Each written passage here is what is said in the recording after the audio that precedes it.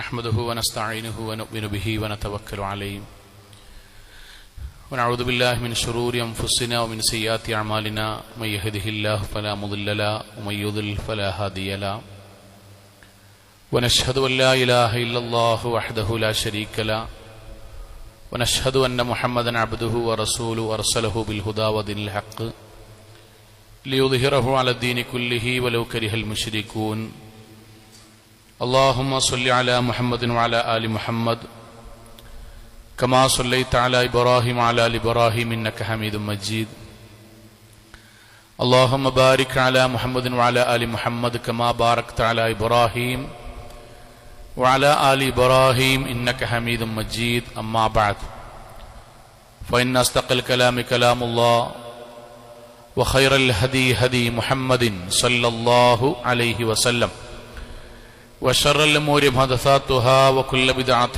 ضلالة وكل ضلالة في النار أعوذ بالله من الشيطان الرجيم بسم الله الرحمن الرحيم يا أيها الذين آمنوا اتقوا الله حق تقاته ولا تموتن إلا وأنتم مسلمون സ്നേഹാദരണീയരായ സത്യവിശ്വാസികളെ വിശ്വാസിനികളെ, ജീവിതത്തിന്റെ എല്ലാ മേഖലകളിലും റഹ്മാനായ അള്ളാഹുവിന്റെ വിധിവിലക്കുകൾ കഴിവിന്റെ പരമാവധി സൂക്ഷിച്ച് നല്ല ഭക്തരായി ജീവിക്കണം എന്നെന്നോടെന്ന പോലെ ഓരോരുത്തരോടും ഉണർത്തുകയാണ്, വസിയ്യത്ത് ചെയ്യുകയാണ്. അള്ളാഹു നമ്മെ എല്ലാവരെയും അനുഗ്രഹിക്കുമാറാകട്ടെ.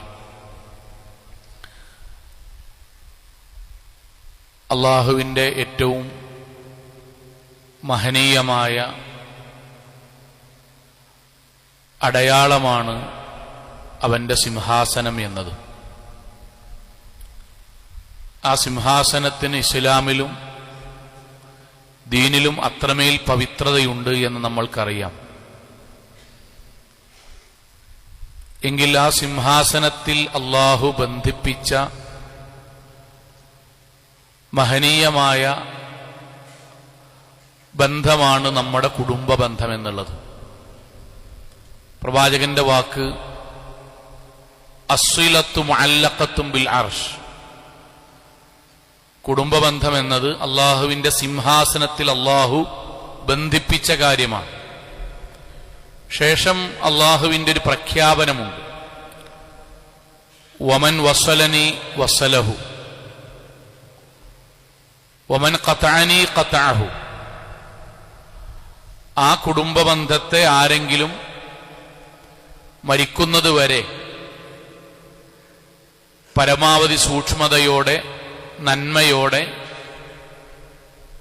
വിളക്കിച്ചേർത്ത് ഇണക്കത്തോടെ സ്നേഹത്തോടെ കൊണ്ടുപോവുകയാണെങ്കിൽ അവനുമായിട്ടേ ലോകരക്ഷിതാവായ ഞാൻ ബന്ധം സ്ഥാപിക്കുകയുള്ളൂ. വമൻ ഖതഅനി ഖതഅഹു.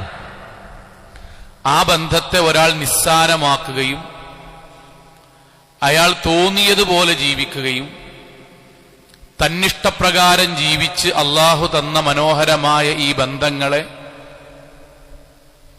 മുറിച്ചു കളയുകയും ചെയ്യുന്ന ആളിനോട് ഞാനും എന്നേക്കുമായി ബന്ധം മുറിക്കും. അള്ളാഹു നമ്മളോട് ബന്ധം ചേർക്കണമെങ്കിൽ, നമ്മളോട് കാരുണ്യം കാണിക്കണമെങ്കിൽ അള്ളാഹു നമ്മൾക്ക് തന്ന ബന്ധത്തെ നമ്മൾ വളരെ പവിത്രമായി തന്നെ കൊണ്ടുപോകണം. അത് നമ്മൾ നഷ്ടപ്പെട്ടു കഴിഞ്ഞാൽ അള്ളാഹു നമ്മളുമായിട്ടുള്ള ബന്ധം ഉപേക്ഷിക്കും എന്ന് നേർക്കുനേരെ പടച്ച തമ്പുരാന്റെ പ്രഖ്യാപനമാണ്. അതുകൊണ്ടാണ് കഴിഞ്ഞൊരു 3 മാസത്തോളമായി നമ്മൾ ഭാര്യാഭർത്തൃ ബന്ധത്തിലെ അടിസ്ഥാനപരമായ കാര്യങ്ങൾ പറഞ്ഞുകൊണ്ടേയിരിക്കുന്നത്. കഴിഞ്ഞ 2 ആഴ്ച നമ്മൾ പറഞ്ഞത് ദാമ്പത്യത്തിൽ ഉണ്ടാകുന്ന വിള്ളലുകൾക്ക് കാരണമാകുന്ന 2 ദുസ്വഭാവങ്ങളാണ്. ഒന്ന് അവിഹിത ബന്ധമാണ്, നമ്മൾ ഉപേക്ഷിക്കണം, ഇല്ലെങ്കിൽ കുടുംബം പൊട്ടും. 2 ആർഭാട അഹങ്കാര ജീവിതം കൊണ്ട് നമ്മുടെ ജീവിതത്തിൽ വരുന്ന പലിശയും കടവുമാണ്. അത് കുടുംബമില്ലാതെയാക്കും, പരലോകവും. അതിന്റെ ഒരു തുടർച്ചയെന്നോണം 1-2 കാര്യങ്ങൾ കൂടി പറയണം എന്ന് തോന്നുന്നു. കാരണം ഇത് നമ്മൾ അറിഞ്ഞു ജീവിക്കണം എന്നതുകൊണ്ടാണ്. തിരുത്തേണ്ടതുണ്ടെങ്കിൽ പ്രാർത്ഥനയോടുകൂടി തിരുത്തി ജീവിക്കണം എന്നതുകൊണ്ടാണ്. സഹോദരങ്ങളെ, പുതിയ കാലഘട്ടത്ത് സോഷ്യൽ മീഡിയകളും ഇന്റർനെറ്റിന്റെയും ഒക്കെ കാലഘട്ടത്ത് കുടുംബബന്ധം കൂടുതൽ സുദൃഢമാക്കാൻ കഴിയുന്ന ഉപകരണങ്ങളാണ് ഇതെല്ലാം. അത് നിലനിർത്തി കൊണ്ടുപോകുന്ന എത്രയോ ആളുകളുണ്ട്. പക്ഷെ ഈ കാലത്തും ഇത്തരം ഉപകരണങ്ങൾ കൊണ്ടുതന്നെ സ്വന്തം കുടുംബജീവിതം നാമാവശേഷമായി പോയ, അല്ലിച്ചില്ലിയായി പോയ എത്രയോ ആളുകളെ നമ്മൾക്ക് കാണാം. അതിൽ പുതിയ കാലഘട്ടത്തൊന്നുകൂടി ശക്തമായി വരുന്ന ചില അബദ്ധങ്ങളിൽ പ്രധാനമാണ് ദമ്പതിമാർക്കിടയിൽ ഉണ്ടായിട്ടുള്ള സംശയരോഗങ്ങൾ. സംശയരോഗം എന്ന് പറഞ്ഞാൽ ഭാര്യാഭർത്തൃ ജീവിതത്തിൽ പരസ്പരം എന്തിന്റെയെങ്കിലും ഒരു തുടക്കത്തിന്റെ പേരിൽ അവർ സംശയിച്ചു തുടങ്ങുക. ആ സംശയം പിന്നീട് സംസാരത്തിൽ സംശയമാകും, പെരുമാറ്റത്തിൽ സംശയമാകും, ഇടപാടുകളിൽ, ക്രയവിക്രയങ്ങളിൽ, യാത്രകളിൽ, ഉണരലിൽ, ഉറക്കത്തിലെല്ലാം ഈ സംശയം വേട്ടയാടിക്കൊണ്ടേയിരിക്കുക. പിന്നെ അതിന്റെ പിന്നാലെ പോവുക, പിന്നെ അത് തെളിയിക്കാൻ വേണ്ടി അജണ്ടയുണ്ടാക്കുക. എന്നിട്ട് അതിന്റെ അവസാനം ഒന്നുകിൽ ബന്ധം വേർപിരിയുകയോ അല്ലെങ്കിൽ പക തീർക്കുകയോ അല്ലെങ്കിൽ ഈ ദുനിയാവിൽ നിന്ന് കൊലപാതകം നടത്തുകയോ ചെയ്യുക. ഇത് മുമ്പില്ലാത്ത വിധം വർദ്ധിക്കുന്നു എന്നത് സത്യസന്ധമായ കാര്യമാണ്. ചിലപ്പോൾ ഇത് പറയുമ്പോൾ ഇതിനെക്കുറിച്ച് അത്രയൊന്നും സ്വന്തം അനുഭവിക്കാത്ത ആളുകൾക്ക് തോന്നും, ഒരു ഖുത്ബയിൽ പറയാൻ മാത്രമൊക്കെ സംശയം നമ്മുടെ കുടുംബത്തെ ബാധിക്കുന്നുണ്ടോ? പക്ഷെ സഹോദരങ്ങളെ, സംശയമുള്ള ഒരു ഇണയുടെ കൂടെ ജീവിക്കുന്ന ഒരാൾക്കറിയാം, അയാൾ അനുഭവിക്കുന്ന ഓരോ സെക്കൻഡും അയാൾക്ക് ഈ ജീവിതം മടുത്തിട്ടാണ് ജീവിക്കുന്നത്, അങ്ങേയറ്റം. നിങ്ങൾക്കറിയാം സഹോദരങ്ങളെ, ഓരോ ദിവസവും ഞാൻ നല്ലവനാണ്, ഞാൻ നിഷ്കളങ്കനാണ്, ഞാൻ പാപം ചെയ്യാത്തവനാണ്, ഞാൻ നിങ്ങളെ മാത്രം ഇഷ്ടപ്പെട്ട് ജീവിക്കുന്ന ഒരാളാണ് എന്ന് ഒരാളുടെ മുന്നിൽ തെളിയിച്ചുകൊണ്ടേയിരിക്കുക. 365 ദിവസവും ഞാൻ നല്ലവനാണ് എന്ന് തെളിയിക്കാൻ വിധിക്കപ്പെട്ട ഒരാളുടെ ജീവിതമാണ് സംശയമുള്ള ഒരാളുടെ കൂടെ ജീവിക്കുന്ന ഇണ എന്ന് പറയുന്നത്. ആണാകട്ടെ പെണ്ണാകട്ടെ, എത്രയോ കുടുംബങ്ങൾ തകർന്നു, എത്രയോ കുടുംബങ്ങൾ പിന്നീട് ഖേദമുണ്ടാകുന്നു. ആളുകളുടെ സംസാരം കേട്ട് തീരുമാനങ്ങളെടുത്ത് അവസാനം ഒഴിവാക്കി, ചർച്ചകൾക്ക് പോലും തീരുമാനിക്കാതെ ഒഴിവാക്കി, 6, 4, 7 മാസങ്ങൾക്ക് ശേഷം സത്യങ്ങളോ അവനവൻ തിരിച്ചറിഞ്ഞത് അബദ്ധങ്ങളാണ് എന്ന് തിരിച്ചറിയുമ്പോഴേക്കും കുടുംബവും മക്കളും മാതാപിതാക്കളുമെല്ലാം രണ്ടു ഭാഗത്തായി തിരിച്ചെടുക്കാൻ കഴിയാത്ത വിധം അകന്നു പോകുന്ന എത്രയോ കുടുംബമുണ്ട്. ഞാനെന്നും ആലോചിക്കാൻ, നല്ലൊരു വിവാഹം കഴിഞ്ഞു, നല്ലൊരു വിവാഹം, നല്ലൊരു പെൺകുട്ടി, നല്ല 2 കുടുംബങ്ങളാണ് വിവാഹത്തിലേർപ്പെട്ടത്. പക്ഷെ ആ വിവാഹത്തിന് ശേഷം പിന്നീട് ആ പെൺകുട്ടി വീട്ടിലേക്ക് വരുമ്പോഴൊക്കെ മ്ലാനതയാണ്, മൂകതയാണ്, സംസാരിക്കുമ്പോൾ അത്രയൊന്നും താല്പര്യമില്ല. ഉമ്മമാർക്കും ബാപ്പമാർക്കും പെട്ടെന്ന് മനസ്സിലാകുമല്ലോ എന്തേ മോളെ പറ്റിയത്. അവൾ പ്രത്യേകിച്ചൊന്നും പറയുന്നില്ല. 6 മാസം കഴിഞ്ഞപ്പോഴേക്കും മെലിഞ്ഞു ശരീരം, ഉറക്കം നഷ്ടപ്പെട്ട് മുഖമിരുണ്ടു, കണ്ണുകൾ കുഴിയിലേക്ക് പ്രായമുള്ളവരെ പോലെ ആയി തുടങ്ങി. സ്വാഭാവികമായി കൗൺസിലർ അടുക്കലേക്ക് കൊണ്ടുപോയി. കൗൺസിലർ മാതാപിതാക്കളെ മകളുടെ മുന്നിൽ വെച്ച് സംസാരിച്ചതിന്റെ അവസാനം അവൾ പറഞ്ഞ വാക്ക്, വിവാഹം കഴിഞ്ഞ പിറ്റേ ദിവസം രാത്രി ഇക്കാക്ക എന്നോട് ചോദിച്ചു, നിനക്ക് വിവാഹത്തിന് മുമ്പ് വല്ല ബന്ധങ്ങളും ഉണ്ടായിരുന്നോ? ആ കുട്ടി പറഞ്ഞു, അങ്ങനെ ഒരു ബന്ധമൊന്നുമില്ല, പക്ഷെ എന്റെ കൂട്ടുകാരികൾക്കൊക്കെ ഉണ്ടായിരുന്നു, പുറത്തു പഠിക്കുന്നവരല്ലേ, അവർക്കുണ്ടായിരുന്നു. ആ വാക്കിൽ അദ്ദേഹം തൂങ്ങി. കൂട്ടുകാരികൾക്കുണ്ടായിരുന്നു എന്ന ആ വാക്കിൽ അദ്ദേഹം തൂങ്ങി. അന്നൊന്നും പറഞ്ഞില്ല. പിറ്റേ ദിവസം ഞാൻ ഫോൺ ചെയ്യുമ്പോൾ എന്റെ അടുക്കൽ വന്നിട്ട് അദ്ദേഹം പറയാൻ തുടങ്ങി, അന്നുണ്ടായ ബന്ധത്തിൽ ആൾക്ക് വേണ്ടിയിട്ടായിരിക്കില്ലേ ഫോൺ ചെയ്യണത്. ഞാൻ ഞെട്ടി, തമാശ പറയാണെന്ന് വിചാരിച്ചു. അദ്ദേഹം സീരിയസ് ആണ്. അന്നു മുതൽ ഈ 6 മാസവും ഞാൻ ഉറങ്ങുമ്പോ പറയും, രാത്രി ഫോൺ വിളിച്ച് ഇന്റെ ക്ഷീണക്കാരല്ലേ, ഞാൻ വീട്ടിൽ പോകും പറയും, ഓനും കൂടി കാണാനായിരിക്കില്ലേ. ഞാൻ മാസമുറയുണ്ടായിട്ട് വേദനിച്ച് കിടക്കുമ്പോ പറയും, അവൻ ഫോൺ വിളിച്ചിട്ട് വല്ല സങ്കടവും പറഞ്ഞതിന്റെ പേരിലായിരിക്കില്ലേ ഇവിടെ കിടക്കുന്നത്. ഞാൻ നരകിച്ച് ജീവിക്കാണുമ്മ, ഞാൻ നരകിച്ച് ജീവിക്കാണ് വാപ്പ. ജീവിതം 6 മാസം കൊണ്ട് മടുത്തു പോയിക്കണ്. ഓരോ സെക്കൻഡും ഞാൻ കുറ്റക്കാരിയല്ല എന്ന് തെളിയിച്ചുകൊണ്ടേയിരിക്കുക. സഹോദരങ്ങളെ, എന്തൊരു ജീവിതത്തിന്റെ ഏറ്റവും വലിയൊരു അവനവന്റെ കൂടെ ജീവിക്കുന്ന ഒരാൾ നമ്മളെ ഓരോ സെക്കൻഡും സംശയിച്ച് ജീവിക്കുക. ഇത് തിരിച്ചുമുണ്ട്. എത്ര ആളുകൾ എന്നറിയാം, ഖുതുബകൾ കഴിഞ്ഞ് ക്ലാസുകൾ കഴിഞ്ഞ് ഫോണിലൂടെ വിളിച്ച് സ്വകാര്യമായി കാണണമെന്ന് പറഞ്ഞ് പൊട്ടിക്കരഞ്ഞ ആളുകളൊക്കെ ഉണ്ട്. എന്തെന്നറിയോ? ഓഫീസിൽ എല്ലാവർക്കും ഇഷ്ടാണ്. ഒരു ഓഫീസും 2ഉം 3ഉം ബിസിനസ് സ്ഥാപനങ്ങളൊക്കെ നന്നായി കൊണ്ടുപോകുന്ന ആരോഗ്യമുള്ള സൗന്ദര്യമുള്ള യുവാക്കൾ. പക്ഷെ ആൾക്കാർക്കടിയിൽ നിന്ന് ഫോൺ വന്നാലേ അതുവരെ അയാൾ ചിരിച്ച മുഖം മാറി ഫോൺ എടുത്തിട്ട് ഒറ്റയ്ക്ക് എവിടേക്കെങ്കിലും പോകും, ബാത്റൂമിന്റെ ഉള്ളിൽ പോകും, റൂമിന്റെ ഉള്ളിൽ പോകും, എന്നിട്ട് വാതിൽ കുറ്റിട്ട് സംസാരിക്കും. എന്തേ ഫോൺ ഇവിടുന്ന് എടുത്താൽ അതിന് അദ്ദേഹത്തിന്റെ മറുപടി എന്താ അറിയോ? ഫോണിലെങ്ങാനും സംസാരിക്കുന്നതിനിടയിൽ ഇവിടുന്ന് ആരെങ്കിലും ചിരിച്ചാൽ അതിലൊരു സ്ത്രീയുടെ, ഓഫീസിലുള്ള ഏതെങ്കിലും ഒരു സ്ത്രീയുടെ ചിരി ആ ഫോണിലൂടെ കേട്ടാൽ അന്നിന്റെ വീട്ടിൽ കച്ചറയാണ്. ഭക്ഷണം പോലും ഉണ്ടാക്കൂല. നിങ്ങൾക്ക് ചിരിയും കളിയൊക്കെ അവിടെ ഉള്ളൂലേ, ഇവിടെ നിങ്ങൾക്ക് ചിരിക്കാൻ വയ്യല്ലേ? നിങ്ങൾക്ക് ഞാൻ മുമ്പേ കണ്ടിക്കണ ഇങ്ങനത്തെ ഒരു സ്വഭാവം. നിങ്ങളിപ്പോ യാത്ര ചെയ്യുമ്പോ നിങ്ങൾ പലപ്പോഴും സൈഡ് സീറ്റിൽ ഇരിക്കണ ഇതിനാണില്ലേ? മൗലവി മനസ്സ് മടുത്തുക്കണ്. അവര് ചോദിക്കണ വീട്ടിൽ നിന്ന് എന്തുകൊണ്ടാ സന്തോഷിക്കാൻ കഴിയാത്തതെന്നാണ്. വീട്ടിക്ക് കയറി ചെല്ലുമ്പം വാതിലൊരു 10 വട്ടം കുറ്റിയിട്ട വാതിൽ തട്ടിയാലേ തുറക്കുള്ളൂ. സംശയത്തിന്റെ പേരിലാണ്. എങ്ങനെയാ സന്തോഷിക്കുക? സഹോദരങ്ങളെ, ഇത് അനുഭവിക്കുന്ന ഒരുപാട് കുടുംബം ഇത് അനുഭവിക്കുന്നു. ഞാൻ പറഞ്ഞ 2 പേർക്കും നിസ്കാരമുണ്ട്, നോമ്പുണ്ട്, ഹജ്ജുണ്ട്, തൗഹീദുണ്ട്. പക്ഷേ പടച്ചോൻ പറഞ്ഞ അടിസ്ഥാന നിയമങ്ങൾ പാലിക്കാതെ ജീവിക്കുന്നത് കൊണ്ട് നാട്ടുകാരുടെയും കുടുംബക്കാരുടെയും ദീനിയായി ജീവിക്കാത്ത പലരുടെയും വാക്കുകൾ നമ്മുടെ ഹൃദയത്തിലേക്ക് കൊണ്ടുവന്നതുകൊണ്ട് ഇന്നും നരകിച്ച് ജീവിക്കാൻ. അവിടെയാണ് അള്ളാഹുവിന്റെ ദീൻ പറയുന്ന വാക്കുണ്ട്. ഇത് മുഅ്മിനീങ്ങളോട് പറയട്ടോ. സംശയം മനസ്സിൽ സ്വന്തം ഇണയെക്കുറിച്ച്, കുടുംബത്തെക്കുറിച്ച് ഉണ്ടെങ്കിൽ അവർ ദീന് കേൾക്കണല്ലോ. അതാണല്ലോ മിമ്പർമെന്ന് പറയേണ്ടത്. പ്രവാചകന്റെയും അള്ളാഹുവിന്റെയും വാക്ക്. ഈയാക്കും, നമ്മൾ സൂക്ഷിക്കണം. അല്ല അങ്ങനെ ഒരു വാചകം പറയുമ്പോ എത്ര ഗൗരവം ഉണ്ടാവും. ഈയാക്കും എന്നറിയോ? സൂക്ഷിക്കണം എന്നാണ്, കരുതിയിരിക്കണം. വവ്വന്ന, ആളുകൾ പറയുന്നതനുസരിച്ച് തീരുമാനമെടുക്കുന്ന ഊഹങ്ങളെ, കേട്ടുകേൾവികളെ, നമ്മുടെ മനസ്സിൽ വരുന്ന ധാരണകളെ ശരിക്ക് സൂക്ഷിക്കണം.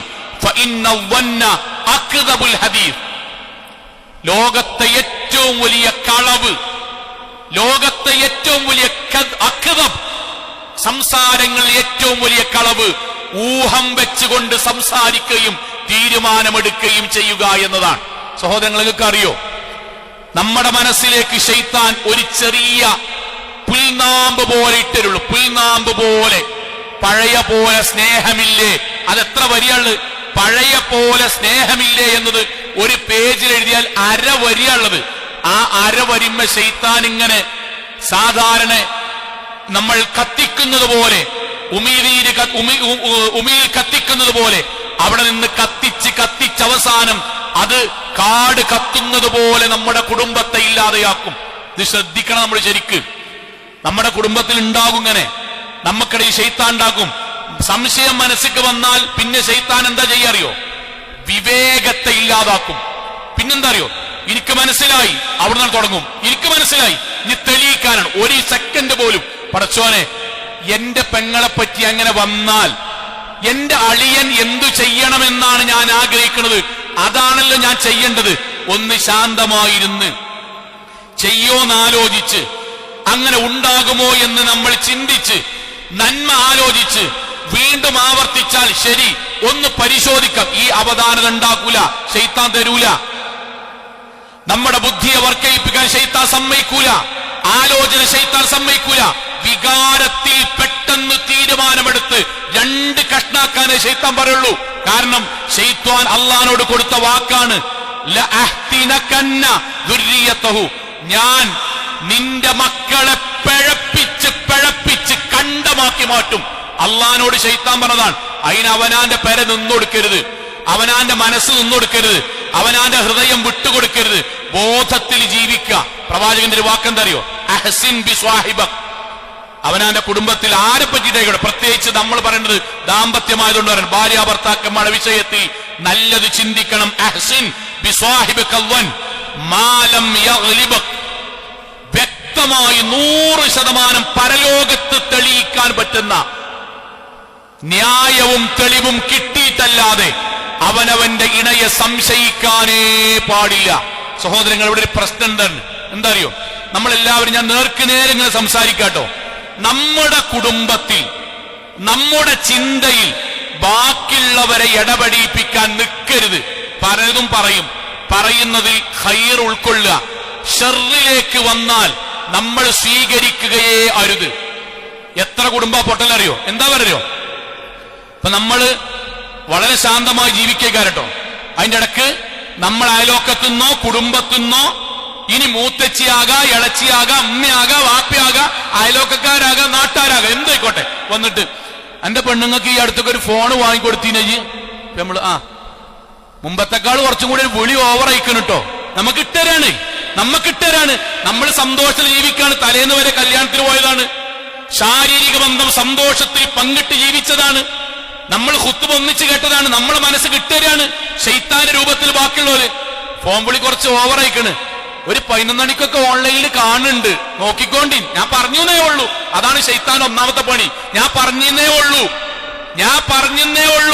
11 മണിക്ക് കാണുന്നുണ്ട്, നോക്കിച്ചോണ്ടി. പഴയ കാലല്ല, പുതിയ കാലാണ്. എന്താന്നറിയില്ല, 1-2 വാട്സപ്പ് ഗ്രൂപ്പിൽ ഇപ്പൊ ഈ അടുത്തോള് ജോയിൻ ചെയ്തിക്കണ്. മനസ്സിൽ ശൈത്താൻ വസുവാസ് ഉണ്ടാക്കി തുടങ്ങാൻ. സംശയം എന്ന് പറഞ്ഞത് എന്താ അറിയോ? ഒരു മരത്തിലേക്ക് പാറി വന്നിരിക്കുന്ന ഒരു കാക്കനെ പോലെയാണ്. മരണ്ടോ, കാക്ക വന്ന് പാറിയിരിക്കും. പക്ഷേ അവിടെ കാക്കയ്ക്ക് ഇരിക്കാനും കൂട് വെക്കാനും മുട്ടയിടാനും വിരിയിക്കാനും നമ്മൾ സമ്മതിച്ചാൽ അതാണ് സംശയത്തിനിട കൊടുക്കുക. കാക്ക വന്നിരിക്കുന്നു, ആട്ടിപ്പായിപ്പിക്കുന്നു, കാക്ക പോയി കഴിഞ്ഞു, അതോടുകൂടി പോയി കഴിഞ്ഞു. ആളുകൾ വന്ന് പറയുന്നു, വിടുക, ഇന്റെ ഭാര്യയാണ്, ഇന്റെ കുടുംബാണ്, ഖൈറേ അവർ ചെയ്യൂ, ഇന്റെ മക്കൾ അമ്മയാണ്, ഇന്നത്രയും കാലം നോക്കിയതാണ്, അവർ പലതും പറഞ്ഞോട്ടെ. അല്ല, ആ കാക്ക വന്നിരുന്നിടത്ത് കൂടുകൂട്ടാനും മുട്ടയിടാനും വിരിയിക്കാനും നമ്മൾ സമയം കൊടുക്കുകയാണെങ്കിൽ തന്നെ ഉണ്ടേനിയോ? എന്നിട്ട് ഫോണിങ്ങനെ പോയി നോക്കിയിട്ട് ഓള് കാണാതെ അടുക്കളയിൽ പോകുമ്പോഴത്തിന് ഇവിടെ നിന്നാണ്ട് നോക്കുക. മൂപ്പരിങ്ങനെ പോകുമ്പോഴേക്കും ബാത്റൂം പോകുമ്പോഴേക്കും ഇവിടെ നിന്നാണ്ട് ലോക്കഴിപ്പിക്കുക. ഈ പരിപാടി നമ്മൾ ചെയ്തു തുടങ്ങിയോ, പിന്നെ തിരിച്ചു വരവ് അള്ളാഹു നൽകിയ സമാധാനം തിരിച്ചു കിട്ടാനും തിരിച്ചു വരവിനും ശൈത്താൻ സമ്മതിക്കൂല. ഇത് തിരിച്ചു ഭർത്താവിന്റെ വിഷയത്തിൽ അതേപോലെ ചിലരൊക്കെ ഇതിനു വേണ്ടി തുനിഞ്ഞിറങ്ങും കുടുംബത്തിന്ന്. അവനാന്റെ കുടുംബം ഏതായാലും പൊട്ടി, ബാക്കിയുള്ളവന്റെ സുഖിച്ച് ജീവിക്കാൻ അവർക്ക് ഇഷ്ടമല്ല. എന്നിട്ട് ഞാൻ വന്നിട്ട് പറയും ഇക്കാക്കാനൊക്കെ വിഷയത്തില്, മൂപ്പരിപ്പം പണ്ടത്തെ മാരുന്നത് ഒന്നും കൂടി ചൊറുക്കായിട്ട് ഒരുങ്ങൊക്കെ ഇറങ്ങണ്ടില്ലേ. അവനാന്റെ ഭാര്യനോട് ചോദിക്കാണ്, മൂപ്പരിപ്പോ ഓഫീസിക്ക് പോയാൽ കുറച്ച് നേരം വെക്കിയിട്ടൊക്കെയാണില്ലേ, പണ്ടത്തെ പോലൊന്നല്ല, ഒന്ന് ഡ്രസ്സൊക്കെ ഒന്ന് കോർഡിനേഷൻ ഒക്കെ ചെയ്ത് മൂപ്പര് ഉഷാറായിട്ടാ പോണത്, നോക്കിക്കോണ്ടിട്ടോ. നമുക്ക് ഈ ആണുങ്ങളെ പോലെ അത്ര AI കാലഘട്ടമൊന്നും നമുക്കറിയില്ല. ഇൻസ്റ്റഗ്രാമോ വാട്സപ്പോ എന്തൊക്കെയോ ഓലുണ്ടാകും. അവസാനം അവിടുത്തെ ജമീലാന്റെ മാരി ഇവിടുത്തെ മൈമൂനാന്റെ മാരി അനക്ക് അങ്ങനത്തെ ഒരു ഗതി ഉണ്ടാകാതൊക്കെ ഞാൻ മൂത്തമ്മ എന്നൊക്കെ പറഞ്ഞുതരാട്ടോ. ഈ വാക്കിനാണ് ശൈത്താന്റെ വാക്ക് അറിയണത്. അങ്ങനെ നല്ലൊരു കാര്യം പറഞ്ഞു കൊടുക്കണ്ടേ? അങ്ങനെയല്ല. നമുക്കൊരാളുടെ ഒരു കാര്യം സത്യസന്ധമാണെങ്കിൽ അത് പറഞ്ഞു കൊടുക്കാൻ മതത്തിൽ ഒരു പ്ലാനുണ്ട്, മതത്തിലൊരു രൂപമുണ്ട്. ആ രൂപത്തിലാ പറഞ്ഞു കൊടുക്കണ്ടേ. സംശയമുള്ളൊരു കാര്യം, മറ്റൊരാളുടെ കുടുംബം തകർക്കുന്ന ഒരു കാര്യം പറയരുത്. യാ അയ്യുഹല്ലദീന ആമനൂ, വിശ്വാസികളെ, ഇജ്തനിബൂ കസീറൻ മിനൽ ظന്നി, ഊഹങ്ങളെ നിങ്ങൾ പിൻപറ്റരുത്. ഊഹം കേൾക്കുന്നതിന്റെ അർത്ഥം കുടുംബത്തുനിന്ന് കേൾക്കും, ചങ്ങായിമാരേക്കുന്ന് കേൾക്കും, പലയിടത്തും കേൾക്കും. നിങ്ങളത് പിൻപറ്റരുത്. ഇന്ന ബഅദൽ ظന്നി ഇസ്മുൻ, അറിയുക, ഊഹങ്ങളിൽ കളവുണ്ട്, ചതിയുണ്ട്, വഞ്ചനയുണ്ട്, അത് പാപമാണ്. അയിമക്ക് മനസ്സ് കൊടുക്കരുത്. മനസ്സ് കൊടുത്തോ കുടുംബം പൊട്ടും. എന്നിട്ട് ഇങ്ങനെ പഴയ കാലം പുതിയ കാലം, ഓന്റെ ആങ്ങളക്കാ ബന്ധമുണ്ടേനോ, ഓൻ ഏട്ടത്തിക്കാ ബന്ധമുണ്ടേനോ, ഇങ്ങനെ ഒരുമിച്ച് കൂട്ടും ശൈത്താൻ. അയിമക്ക് നമ്മുടെ മനസ്സ് കൊടുത്താൽ എല്ലാവരും പറഞ്ഞെന്നോലെ കെട്ടുപോകും. അവസാനം നമ്മൾ മാത്രമാകും. പ്രവാചകന്റെ വാക്കിന് ഇങ്ങനെ പറയണോലെ പറ്റിയിട്ട് നമ്മളെ നാവുന്ന വരാതെക്കാരുടെ പറയുന്നത്, നമുക്കൊരാളോട് നേർക്കുനേരെ കണ്ട ബോധ്യമുള്ള 100% പരലോകത്ത് തെളിയിക്കും, അതിന് സാധിക്കും എന്ന് ഉറപ്പുള്ളൊരു കാര്യം കുടുംബ ബന്ധത്തിന്റെ വിഷയത്തിൽ പറയാൻ പാടുള്ളൂ. സംശയം 99% ഉറപ്പും 1% സംശയമുള്ളൊരു കാര്യം, കുടുംബം പൊട്ടുന്നൊരു കാര്യം നമ്മുടെ നാവ് കൊണ്ട് പറയരുത്, നമ്മുടെ സോഷ്യൽ മീഡിയയിൽ എഴുതരുത്. അള്ളാഹു അനുവാദം തന്നിട്ടില്ല.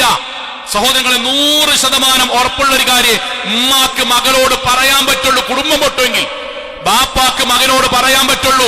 ജേട്ടനും അനിയനും തമ്മിൽ പറയാൻ പറ്റും. അല്ലെങ്കിൽ ചിന്തിക്കുവാനും ആലോചിക്കാനുള്ള സൂചനകൾ കുടുംബം പൊട്ടാത്ത രൂപത്തിൽ നൽകുക.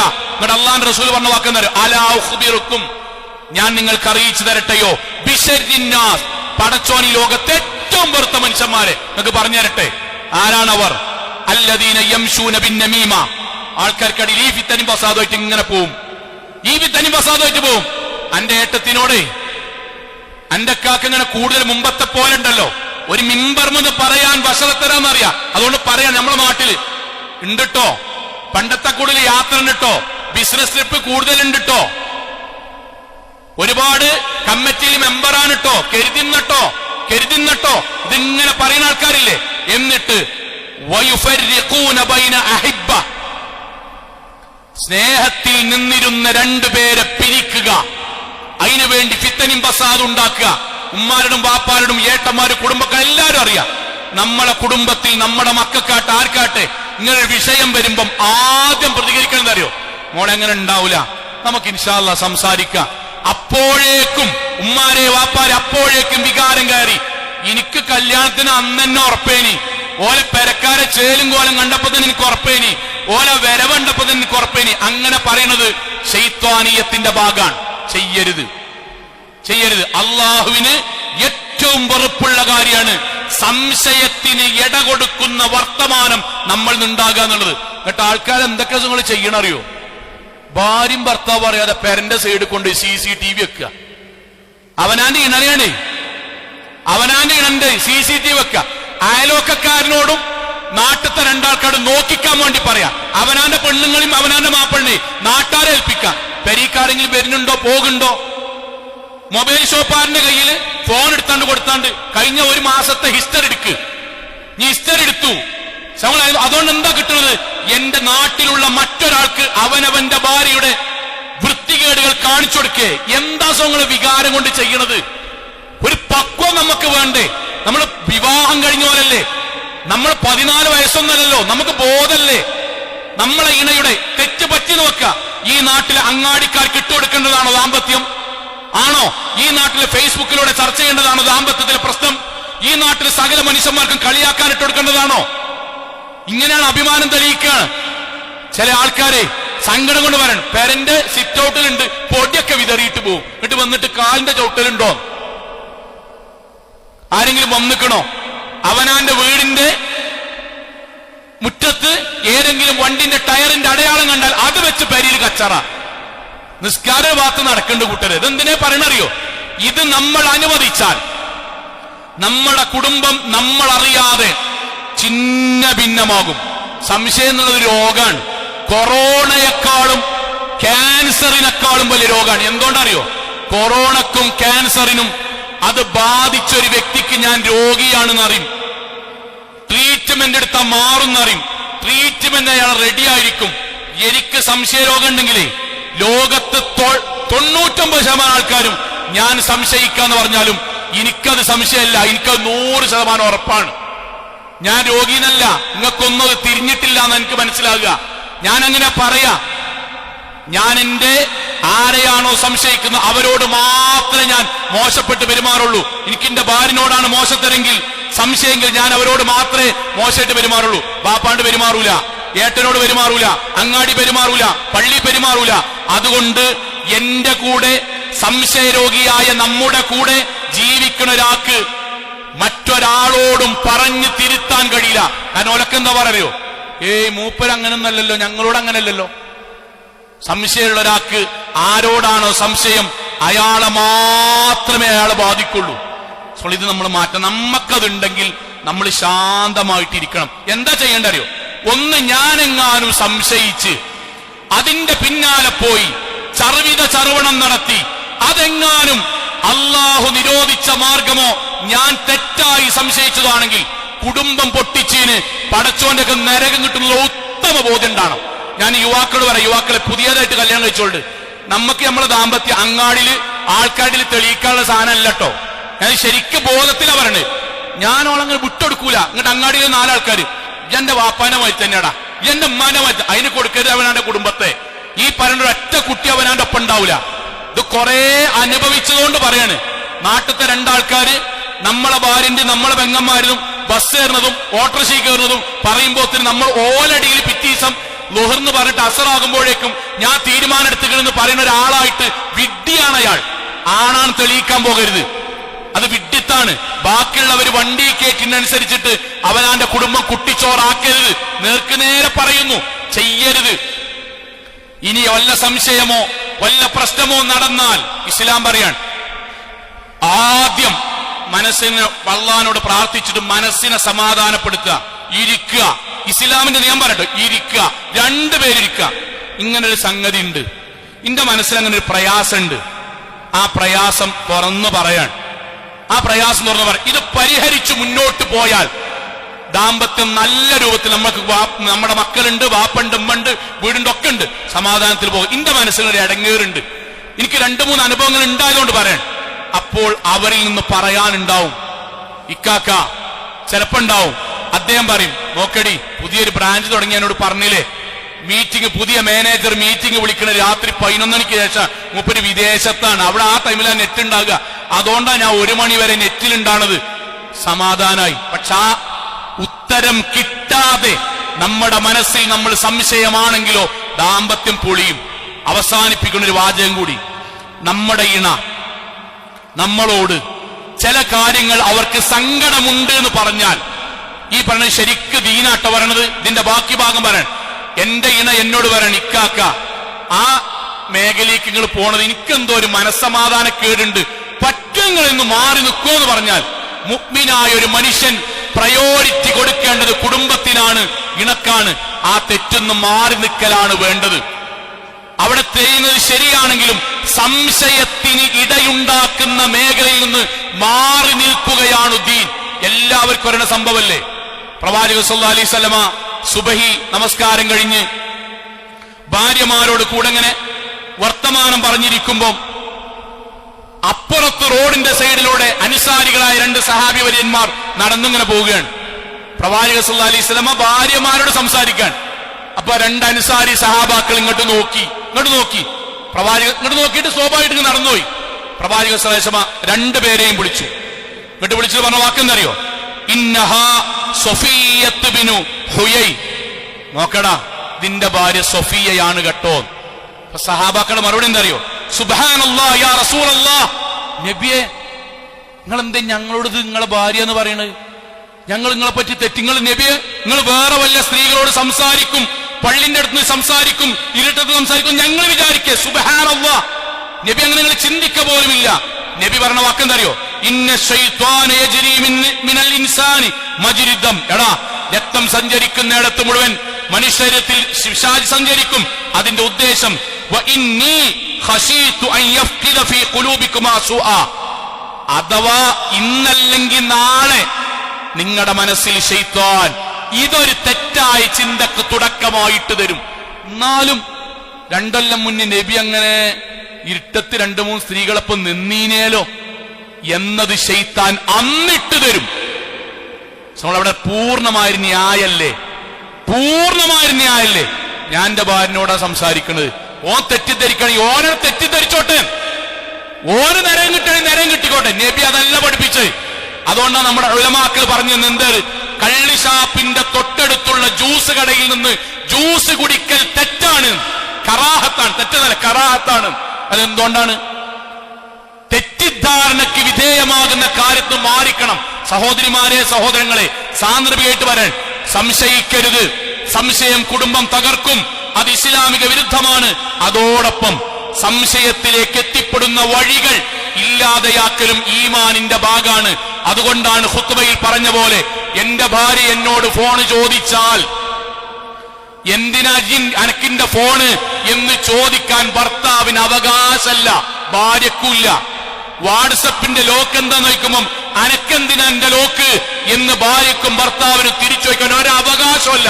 കാരണം അവർക്കിടയിൽ ആത്മാർത്ഥമായ ബന്ധം ദീനിൽ ഉണ്ടാകണം. അപ്പോഴേ സംശയമില്ലാതിരിക്കൂ. അത് നമ്മൾ ഉണ്ടാക്കണം. അവസാനിപ്പിക്കുന്നു. സംശയം കുടുംബങ്ങളെ തകർത്തുകൊണ്ടേയിരിക്കുന്നു. നമുക്കുണ്ടെങ്കിൽ നമ്മൾ ഉടനെ മാറുക, നല്ലത് ചിന്തിക്കുക, തുറന്ന് സംസാരിക്കുക. നമ്മളെ കുറിച്ചാണെങ്കിൽ സംശയത്തിന് കാരണമാകുന്ന പ്രവർത്തനം ഉണ്ടെങ്കിൽ അതിൽ നിന്ന് മാറി നിൽക്കുക. പരിശുദ്ധ ഖുർആനിന്റെ ആയത്ത് എന്നും മനസ്സിലുണ്ടാവുക. ഫലാ തത്തബിഉ ഖുതുവാത്തി ശൈത്വാൻ. ശൈത്വാന് നമ്മുടെ ജീവിതം നമ്മൾ കൊടുക്കരുത്. അവൻ നമ്മുടെ കുടുംബത്തെ തകർത്തു തരിപ്പണമാക്കി തരും. അയക്ക് പോകരുത്. കാരണം ഇന്നഹു ലക്കും അദുവുൻ മുബീൻ. അവൻ നമ്മുടെ മുഖ്യമായ ശത്രുവാണ്. ആ ശൈത്താന്റെ സംസാരിക്കുന്ന പലരും ഉണ്ടാകും. ഗൾഫിൽ നിന്ന് വിളിക്കും, നാട്ടിൽ നിന്ന് വിളിക്കും, വാട്സപ്പിൽ മെസ്സേജ് അയച്ചരും, വോയിസ് റെക്കോർഡ് അയച്ചരും ഒക്കെ ചെയ്യും. സഹോദരങ്ങളെ, കുടുംബം തകർന്നാൽ പിന്നീട് തിരിച്ചെടുക്കാൻ കഴിയില്ല. സംശയത്തിന്റെ പേരിൽ ഒഴിവാക്കിയാൽ പിന്നീട് കുറ്റബോധം കൊണ്ട് ജീവിക്കേണ്ടി വരും. അത് നമ്മുടെ സ്വന്തം ജീവിതത്തെയും പരലോകത്തെയും ബാധിക്കും. അള്ളാഹു കാത്തുരക്ഷിക്കുമാറാകട്ടെ.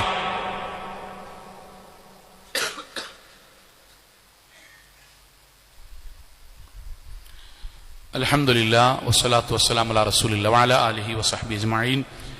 അമ്മാ ബഅദ് തഖുല്ലാഹി ഇബാദല്ലാഹ്. ഒരിക്കൽ കൂടി അള്ളാഹുവിനെ സൂക്ഷിച്ചുകൊണ്ട് ജീവിക്കണം എന്ന് എന്നോടെന്ന പോലെ ഓരോരുത്തരും ഉണർത്തുകയാണ്. സഹോദരങ്ങളെ, വിശാലമായി പറയേണ്ട ചില ഏരിയകൾ പെട്ടെന്ന് പറഞ്ഞു പോവുകയാണ്. പ്രവാചകൻ സല്ലല്ലാഹു അലൈഹി വസല്ലമയുടെ അടുക്കിലേക്ക് ഒരു സഹാബി വന്നു. നബിയെ, എന്റെ ജീവിതം വിജയിക്കാൻ ഞാൻ എന്താ ചെയ്യേണ്ടത്? പ്രവാചകൻ സല്ലല്ലാഹു അലൈഹി വസല്ലം അദ്ദേഹത്തെ അറിയുന്നത് കൊണ്ട് അദ്ദേഹത്തോട് പറഞ്ഞു, ലാ തഗ്ളബ്. എടാ, എനിക്ക് മുൻകോപം കുറച്ച് കൂടുതലാണ്, കോപിക്കരുത്. അപ്പൊ അദ്ദേഹം പറഞ്ഞു, ആയിക്കോട്ടെ നബിയെ, ഇനി എന്റെ ജീവിതം, രണ്ട് ലോകത്തെ ജീവിതം എന്നാകാൻ ഒന്നുകൂടി എനിക്കൊന്നൊരു ഉപദേശം പറഞ്ഞിരി. റസൂൽ സല്ലല്ലാഹു അലൈഹി വസല്ലം അദ്ദേഹം 3 തവണ ചോദിച്ചപ്പോൾ ഒറ്റ വാക്ക പറഞ്ഞു, ലാ തഗ്ളബ്, കോപിക്കരുത്. നമ്മളെ കുടുംബജീവിതത്തിൽ ശ്രദ്ധിക്കേണ്ട ഒരു കാര്യം ദർശനങ്ങളെ, പേടിച്ചിട്ട് ഒരാളെ അനുസരിക്കുക എന്നുള്ളത് ഇസ്ലാമിൽ കുറ്റാണ്. ഭരണാധികാരികളടക്കം ഇത് നമ്മൾ തിരിച്ചറിയേണ്ടതാണ്, ശരിക്കും തിരിച്ചറിയേണ്ടതാണ്. എന്റെ ഭാര്യ പേടിച്ച് ജീവിക്കുക എന്നുള്ളത് ഞാൻ കുറ്റക്കാരനായി ദീനിൽ ജീവിക്കുന്നു എന്നുള്ളതിന്റെ തെളിവാണ്. അതിന് നമ്മളിങ്ങനെ ഭയങ്കര ആരോഗ്യമാണ്, ഗുണ്ടായുസാണ്, എനിക്ക് ഭയങ്കര കമാൻഡ്, അതൊന്നും ഇസ്ലാമിലില്ല. ഇതൊക്കെ പറയാ. അങ്ങനെയാണ് ലോകത്തെ ഏറ്റവും കമാൻഡിങ് പവർ ഉള്ള ആൾ റസൂൽ സല്ലല്ലാഹു അലൈഹി വസല്ലമയാണ്. അതിനേക്കാളും വലിയൊരു ആളില്ലല്ലോ ഈ ലോകത്ത്, ഇല്ല. ലോകത്തെ ഏറ്റവും വലിയ ധീരത കൊണ്ട് തെളിയിക്കപ്പെട്ട ആൾ ഉമർ ഇബ്നുൽ ഖത്താബ് റളിയല്ലാഹു അൻഹു ആണ്. ഇവിടെ ഈ നാട്ടിലൊരു 10-15,000 ആൾക്കാർ ഒന്നിച്ചെന്നാൽ പോലും ഉമർ റളിയല്ലാഹുവിന്റെ അടുത്തേക്ക് എത്തൂലല്ലോ, അറിയില്ലേ? ആ ഉമർ റളിയല്ലാഹു അൻഹുവിന്റെ മുന്നിൽ നബിയാ പറഞ്ഞു, സോളെ നമ്മളെ കൂടെ നമ്മുടെ ഇണ ജീവിക്കുമ്പോൾ ആരായിക്കോട്ടെ സോങ്ങളെ, പേടിച്ച് ജീവിക്കുക എന്നൊരു സാധനം ഉണ്ടല്ലോ, അതുണ്ടായിരുത്. അതെന്തുകൊണ്ടാ പറയണെന്ന് വെച്ചാൽ, അമിതമായ കോപം നമ്മൾ ശരിക്ക് പ്രാർത്ഥിച്ച് പ്രവർത്തിച്ച് മാറ്റണം. അല്ലെങ്കിൽ നമ്മുടെ കൂടെയുള്ള ജീവിതം ഇക്കാക്ക മരിച്ച് കിട്ടിയാൽ മതിയായിരുന്നു എന്ന് മനസ്സിന്ന് പ്രാർത്ഥന വരും. നിങ്ങൾക്കറിയോ, പെരീക്കൊക്കെ ഒരു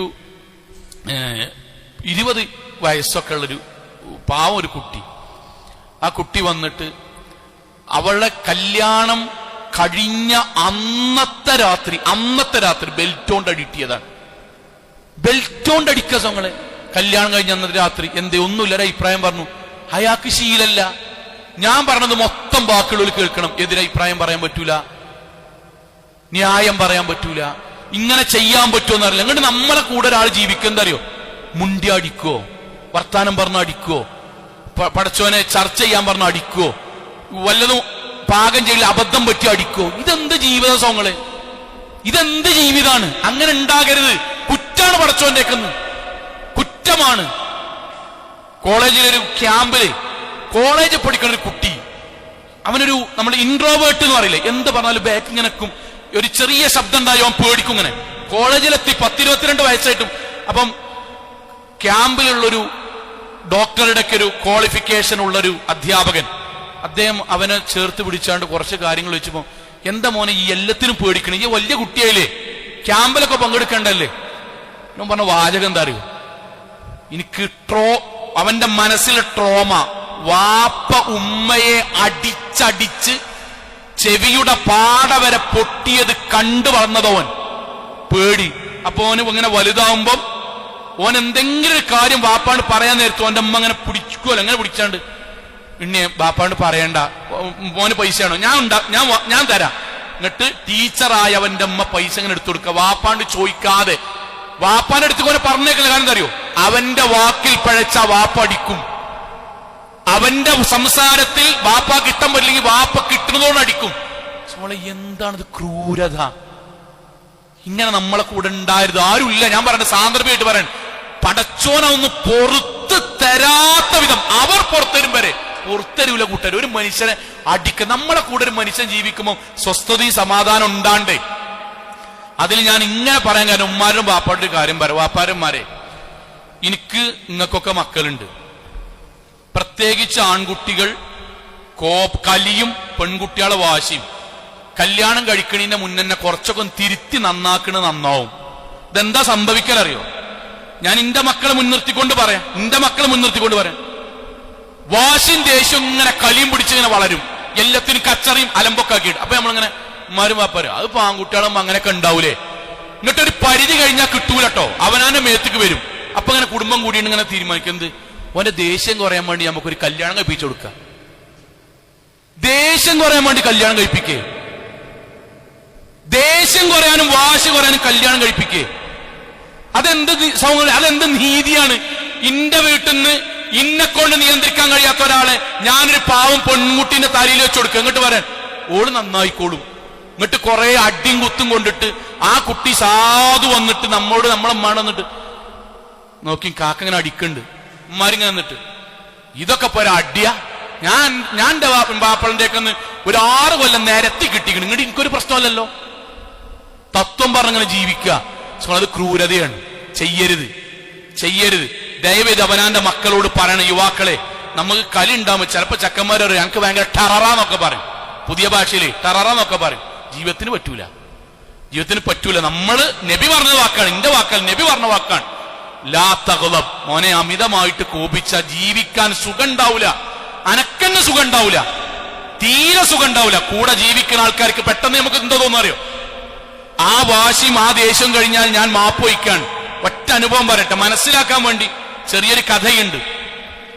ഒരു മകൻ അമിതമായ ദേഷ്യം വന്നുകൊണ്ടിരിക്കുകയാണ്. വാപ്പ അവന് ഗുണപാഠം പഠിപ്പിക്കാൻ വേണ്ടി പറഞ്ഞൊരു കഥയുണ്ട്.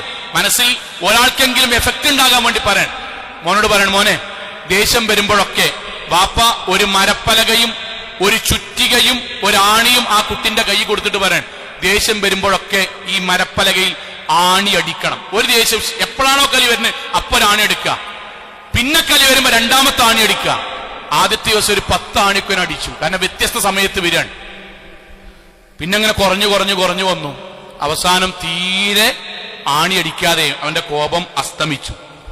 അവൻ സന്തോഷത്തോടെ വാപ്പാനോട് പറഞ്ഞു, വാപ്പ ഇന്നൊരു ആണി അടിച്ചിട്ടില്ല, കലി വന്നിട്ടില്ല. വാപ്പ നേരെ അവൻ ആദ്യം അണിച്ച ആണികൾ ഓരോന്നോരോന്നായി പലകയിൽ നിന്നിങ്ങനെ അടർത്തി മാറ്റി അവന്റെ കൈ കൊടുത്തിട്ട് വെച്ചു, പലകപ്പെങ്ങനെ ഉണ്ട് ചോദിച്ചു. പലകയിൽ പഴയ അടയാളമുണ്ട്, ആണി കയറിയ. നമ്മളെ പെണ്ണുങ്ങളും കുട്ടികളെ അടിക്കുക, പാത്രത്ത് എറിയ, തെറി വിളിക്കുക. ജനിച്ച കുട്ടി വരെ എനിക്ക് സംശയമുണ്ട് എന്നൊക്കെ പറയുന്ന ആൾക്കാരുണ്ട്. തോന്നിയാസം. വയറ്റിലുണ്ടാണ് കുട്ടി വരെ ഇന്റതല്ലാന്ന് എനിക്ക് സംശയമുണ്ട് എന്ന് പറഞ്ഞ വൃത്തികെട്ട വാക്ക് പറഞ്ഞ ആൾക്കാരുണ്ട്. എന്നിട്ട് അതേ നാവ് കൊണ്ട് തന്നെ അള്ളാന്റെ കിതാബ് ഓതും.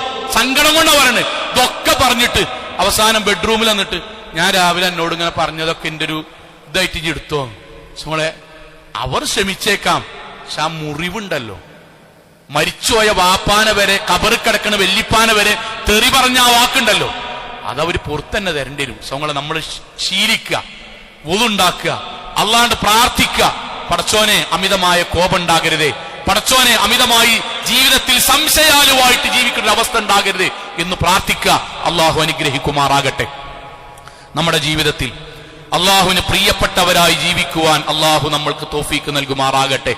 അള്ളാഹുവെ, അറിഞ്ഞും അറിയാതെയും ചെറുതും വലുതും രഹസ്യവും പരസ്യവുമായി ഞങ്ങളുടെ ജീവിതത്തിൽ സംഭവിച്ചിട്ടുള്ള മുഴുവൻ അബദ്ധങ്ങളും പോരായ്മകളും റഹ്മാനായ നാഥ നീ ഞങ്ങൾക്ക് വിട്ടുപുറത്ത് മാപ്പാക്കി തരണമേ റഹ്മാനെ.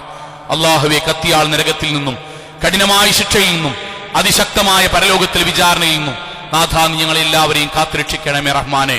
അള്ളാഹുവെ, ഞങ്ങളുടെ കുടുംബം ഞങ്ങളുടെ സ്വഭാവങ്ങൾ കൊണ്ടോ ഞങ്ങളുടെ പെരുമാറ്റങ്ങൾ കൊണ്ടോ ഞങ്ങളുടെ അറിവില്ലായ്മ കൊണ്ടോ തെറ്റുകളിലേക്കോ അബദ്ധങ്ങളിലേക്കോ അസ്വസ്ഥകളിലേക്കോ പോയിട്ടുണ്ടെങ്കിൽ റഹ്മാനായ നാഥ ആ കുടുംബത്തെ സമാധാനമുള്ളതാക്കുകയും ഞങ്ങളുടെ സ്വഭാവത്തിൽ നിനക്കിഷ്ടപ്പെട്ട പോലെ പരിവർത്തനം നൽകി അനുഗ്രഹിക്കുകയും ചെയ്യണമേ റഹ്മാനെ. അള്ളാഹുവേ, ഞങ്ങളുടെ മാതാപിതാക്കൾ, ഉസ്താദുമാർ, ഗുരുനാഥന്മാർ എല്ലാവർക്കും നാഥ നീ സ്വർഗം നൽകി അനുഗ്രഹിക്കണമേ റഹ്മാനെ. അല്ലാഹുവേ, ഞങ്ങളുടെ വരുമാനങ്ങളിൽ നീ ബർക്കത്ത് ചൊരിയണമേ റഹ്മാനെ. അല്ലാഹുവേ, ഞങ്ങൾ മരണപ്പെട്ടു പോയവർക്ക് ഖബറിടം വിശാലമാക്കി കൊടുക്കണമേ റഹ്മാനെ. അല്ലാഹുവേ, ഫലസ്തീനിലെ ഗസയിലെ ഞങ്ങളുടെ കുടുംബക്കാർക്ക് നാഥ, ഞങ്ങളുടെ മക്കൾക്ക് നാഥ, സമാധാന അന്തരീക്ഷം, സ്വസ്ഥമായ അന്തരീക്ഷം നാഥ നീ തിരിച്ചു നൽകി അനുഗ്രഹിക്കണമേ റഹ്മാനെ. അല്ലാഹുവേ, ആ നാട്ടിൽ സമാധാനവും സന്തോഷവും നാഥ നീ തിരിച്ചു നൽകി അനുഗ്രഹിക്കണമേ റഹ്മാനെ. അല്ലാഹുവേ, അവിടെ ആക്രമിക്കുന്ന, ആ നാട്ടിൽ തീവ്രവാദ പ്രവർത്തനങ്ങൾ നടത്തുന്ന ധിക്കാരികൾക്കും തോന്നിവാസികൾക്കും നാഥ നിന്യത വരുത്തേണമേ റഹ്മാനെ. അല്ലാഹുവേ, പാവങ്ങളെ കൊന്നെടുക്കുന്ന തീവ്രവാദികൾക്ക് നാഥ നീ നിന്യത നൽകണമേ റഹ്മാനെ. അല്ലാഹുവേ, ലോകത്തെവിടെ വെച്ച് എങ്ങനെ മരണപ്പെട്ടു പോകേണ്ടി വന്നാലും ശിർക്കില്ലാതെ ബിദ്അത്തില്ലാതെ മുഅ്മിനുകളായി മുവഹിദുകളായി ജീവിച്ച് മരണപ്പെട്ടു പോകാൻ നാഥ നീ ഞങ്ങൾക്ക് എല്ലാവർക്കും തൗഫീഖ് നൽകണമേ റഹ്മാനെ. اللهم اغفر للمؤمنات والمسلمين والمسلمات الأحياء منهم والأموات إنك مجيب الدعوات يا قاضي الحاجات. اللهم أجرنا من النار، اللهم أجرنا من النار، اللهم أجرنا من النار. ربنا آتنا في الدنيا حسنة وفي الآخرة